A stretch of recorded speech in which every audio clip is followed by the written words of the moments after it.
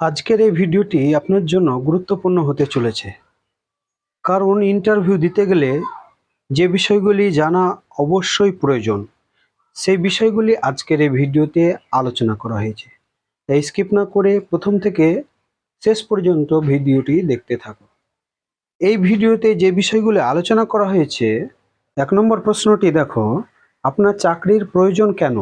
এরপরে দেখো, আপনার কাছে জানতে চাওয়া হতে পারে আপনার উচ্চতর শিক্ষাগত যোগ্যতা থাকা সত্ত্বেও আপনি এই চাকরিতে আসতে চাইছেন কেন? 3 নম্বরে দেখো, এই গ্রুপ ডি পদের কর্মীর জন্য কি কি গুণ থাকা দরকার বলে আপনি মনে করেন? 4 নম্বর দেখো, নন টিচিং স্টাফ একটা শিক্ষা প্রতিষ্ঠানে প্রয়োজন হয় কেন?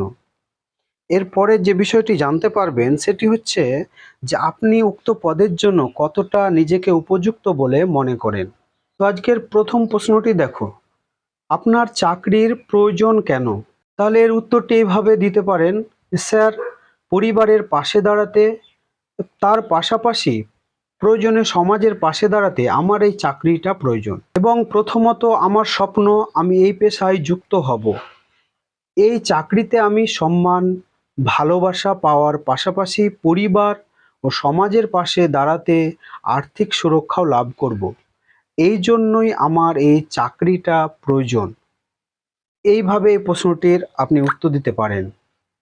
এরপরে দেখো 2 নম্বর প্রশ্ন, যেটি চাকরিদাতা আপনার কাছে জানতে চাইতে পারেন যে আপনার উচ্চতর শিক্ষাগত যোগ্যতা থাকা সত্ত্বেও এই চাকরিতে আসতে চাইছেন কেন?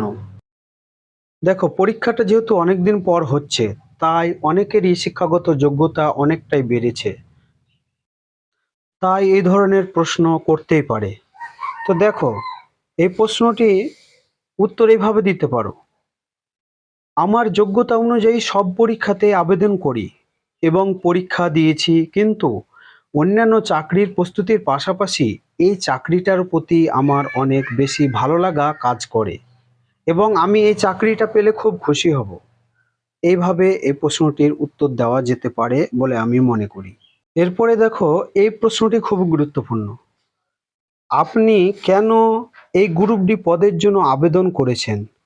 এই ধরনের যদি প্রশ্ন করে তাহলে এইভাবে উত্তর দিতে পারবে, আমি স্কুলের পরিবেশে কাজ করতে আগ্রহী, কারণ এটি শিক্ষার উন্নয়নে সহায়ক ভূমিকা পালন করে।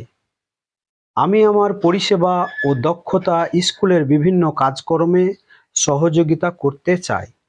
তাহলে এইভাবে এই প্রশ্নটির উত্তর দেওয়া যেতে পারে। এবারের প্রশ্নটি দেখো, খুবই গুরুত্বপূর্ণ। প্রশ্নটি দেখো, আপনি নিজেকে এই পদের জন্য কতটা উপযুক্ত বলে মনে করেন? এই ধরনের প্রশ্ন করলে উত্তরটি এইভাবে দেওয়া যায়, দেখো, স্যার, অবশ্যই আমি নিজেকে এই কাজের জন্য যোগ্য বলে মনে করি, কেননা এই কাজের জন্য যে নোটিফিকেশন দেওয়া হয়েছিল তাতে যা যা যোগ্যতাগুলি চাওয়া হয়েছিল বা চাকরি প্রার্থীদের যে যে যোগ্যতার পরিচয় জানতে চাওয়া হয়েছিল তা আমার কাছে আছে বলে আমি মনে করি। এছাড়াও আমি একজন নির্দেশ পালনকারী, পরিশ্রমী এবং আশাবাদী। তাই যেহেতু এই কাজের জন্য যা যা গুণাবলী দরকার তা আমার আছে বলে আমি মনে করি। এভাবে আপনারা এই প্রশ্নের উত্তরটি দিতে পারেন।